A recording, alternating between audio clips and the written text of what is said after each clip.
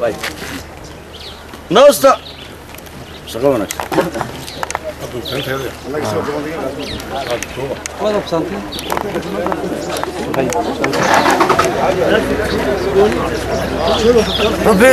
الله يقدم waxaan idin ku leeyahay aan ku kulgalo xaaladda nabadgelyo gobolka Kow iyo ciidanka booliska iyo ciidanka dadweynaha iyo ciidanka haysataan inuu ku filan yahay nabadgelyada magaalada saadatan taliya asali garbool kuma ka qaadanay taliya ciidanku waa noo waramay waxa aad u muuqata in aanay yani loo baahan yahay in wax كلين لو سمعيو دي لها كده سليقة الفاهمين كده وحنا نقول هذا النصرية قيمته وينو قال ترى عيدين يحب شيء من بدي شغالين ما هالك تيجي نقول دوبا لكن باهيد أنا أمي يور بنتي أيسوق بين مامك قبل كي ترى قيمته واحد ده أنا سوافقين دي لها كده وما سنت عيدان كيسة يعني طريقة سليقة هذا عيدان كفو قران سليقة وحوي كنترول عسكري يقول كل شحيسين يا أنت وباك قران أنت شغالكم مقال أنت قارة أنت محوها هاي بارسة أنت أو بيجا وحبار كان يكوش حيسين واقف طيب waxaan ka rabaa wax uu ugu miisanay tirada guud ee ciidanka wadii sheegtay maxaa shaqo diyaara maxaa ka gaboobay maxaa ka buka maxaa waalan iyo xiisada inta shaqo maanta haysay geli karta saldhiga gobolka degmada ka geli karta aniga taliya ciidankaygu waa shabaab dhamaan dhalinyaro waa dhamaan nin maanta aan istilaado shaqo ma qaban karo kuma jiraan shaqo leexsanka leexsan waxayga هل اسكريهم بكون لي يقول عيدن اجد حكمتانا واله الكي واله قرب هذا والله فرصه كاسك الا قري عول واي بسم الله الرحمن الرحيم waxaan halkan aan u nimaanigii hoggaanka xigeenka ciidanku inaanu kormeer ku sameeyno habka shaqo ee ay ciidanku ka hayaan magaalada kaas oo waajibaadkoodu yahay inay sugaan amniga gobolka gaar ahaan culeysku xisaaray degmada saa darteed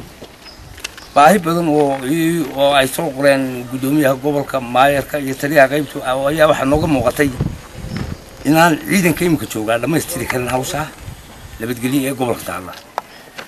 kormeerkaygu markaa waxaan ugu soconay waxa weeye inaanu ogaano bal waxa ciidan ay ka howlgeli karo gobolka haddii ilaahay ka dhigo marka aad baa mahadsantihiin imika xafiiskaynu geli wixii baynu kala register garan doonaa haddii ilaahay ka dhigo waa mahadsantihiin aad baa mahadsantihiin madaxa taliyaha ciidanka iyo wasiirka arrimaha gudaha aad bay idin soo salaamayeen way ogyihiin hawsha ay ku jirtaan runtiina waa idin maaha amaane waa waxa hawl wanaagsan baa qabataan ciidan ahaan oo niman hatira yaraadeen baa haddii ilaahay ka dhigee niman hanan kala nabadgelyadii gobolka ayaa tihi على كل حال باهي تلتنا وحي عن وارقنا ما حسري قرن كايان نقول إن شاء الله يونا ويسول لما يستري أساسا ينوبل نادي لكن نقول السلام يا نو نوستا شكرا بليس كيم كردسي سلدي قاسي واحد سيسي دولة حسين أيا أولي سعيد كبليس وكبكودي كردسي halkaasuu marayaa imika waligu marayaa waxaan rajeynaynaa bishan inuu dhamaado haddii ilaahay raalli ka noqdo saldhigu meeshan waa xaafadii shaqajoor markii si walba jagadana ciidanka booliiska lahaayo dee hore u lahaa oo dad baa bixiyey beera kala duwan leh marka waxaan uga mahad celinaynaa gudoomiyaha degmada Boorame aad iyo aad aan uga mahad celinaynaa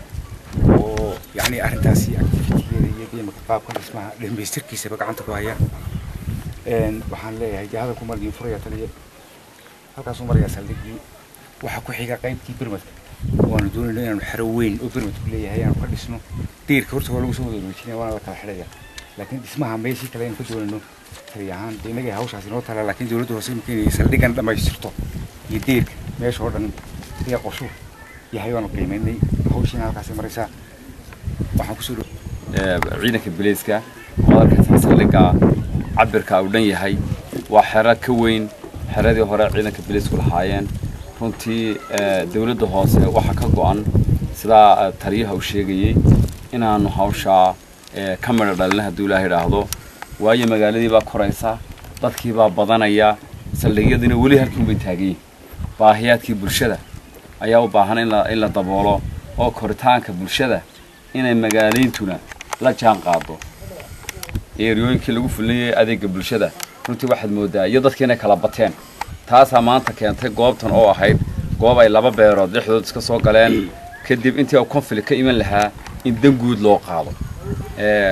biliiskuna uu naga codsaday inaanu u dhisno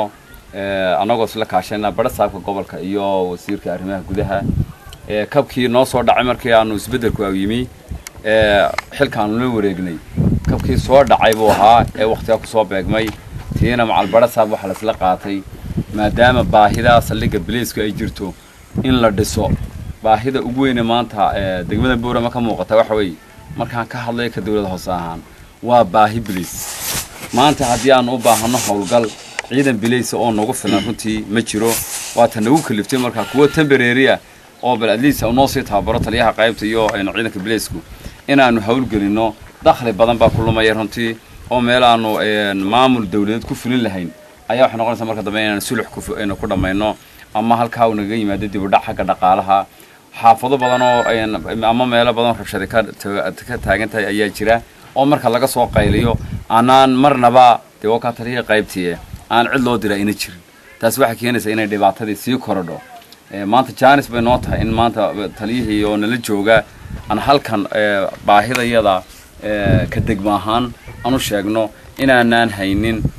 dawladda hoose maanta 5 qof oo bilaysa oo la shaqeeya hadii dakhli la ururinayo iyo hadii hawlka la fulinayaba ma jiraan waata aanu ka codsanayno in bilayska la noo soo kordhiyo hadii Ilaahay raahdo kullay inta aan ka tagay waxa oran doonaa baras farxad leh waxa weeyaan taliya ku soo dhawow gobolka Awdal halkani waxay ahayd waxa weeyaan magaaladu way fiday waxaan filayaa dad xusuusto wadnigii xalay ka sheekeynayay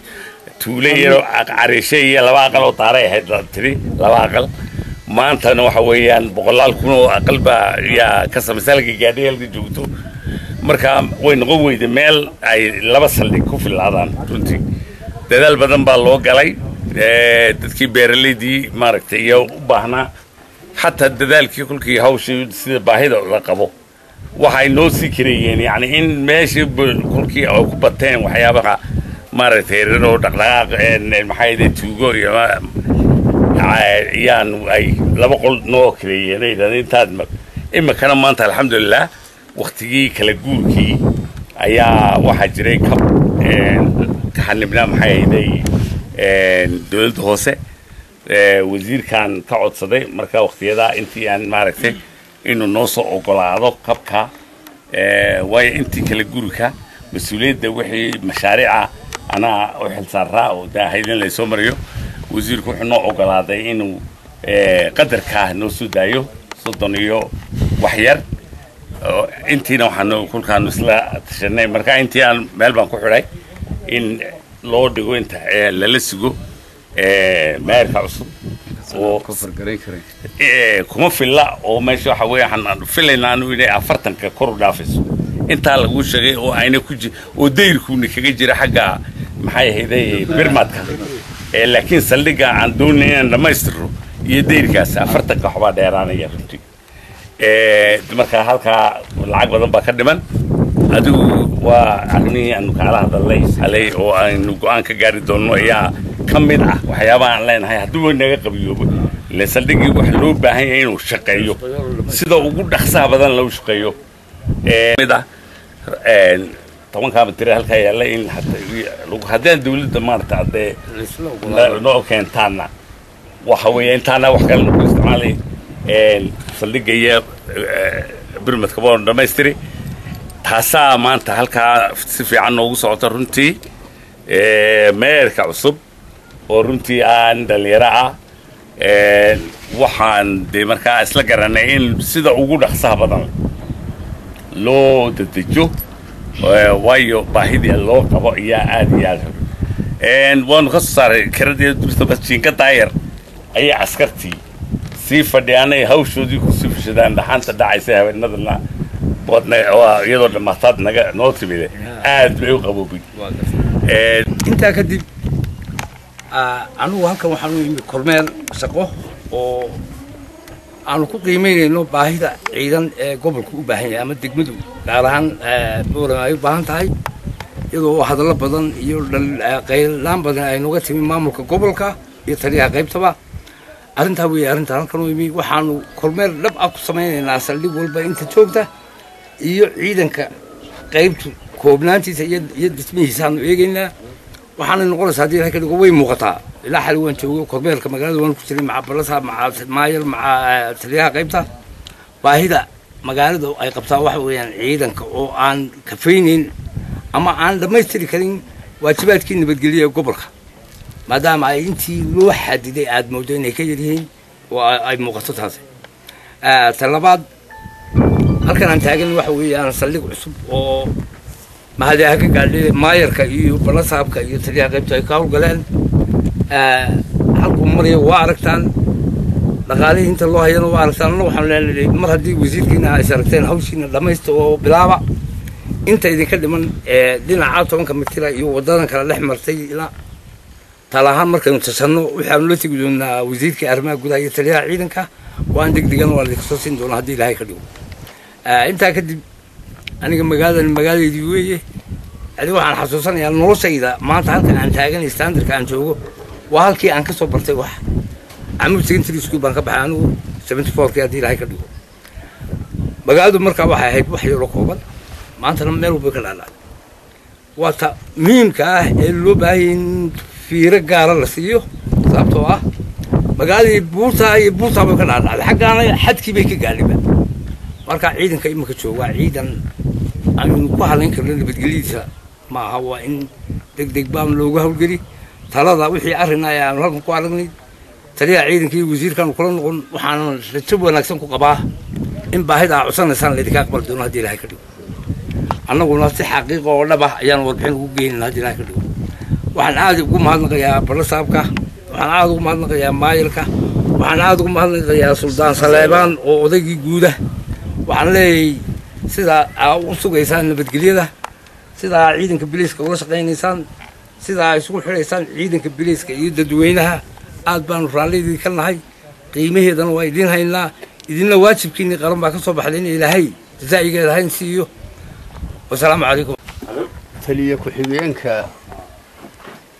ciidamada biliiska fooxle miyaa leedahay horta waad mahadsantahay khudbadiisii baan ku soo gaadhay barasaabka iyo taliyaha qaybta iyo meeyarka dhammaan waad wada salaamantihiin sida uu ka sheekeeyey taliya ku-xigeenku waan ku mahadinaynaa hawsha uu ballaadhan ee uu hadal qaaday xagga biliiska markaan ka hadlo bilays aad u fiican baa jooga habad tira yaraadeen magaalada waan ognahay inuu hawlihiisa fuliyo bilaysku sidaad u biirinaysaanna idinkaa leh ka joogaa waa wanaagsan yahay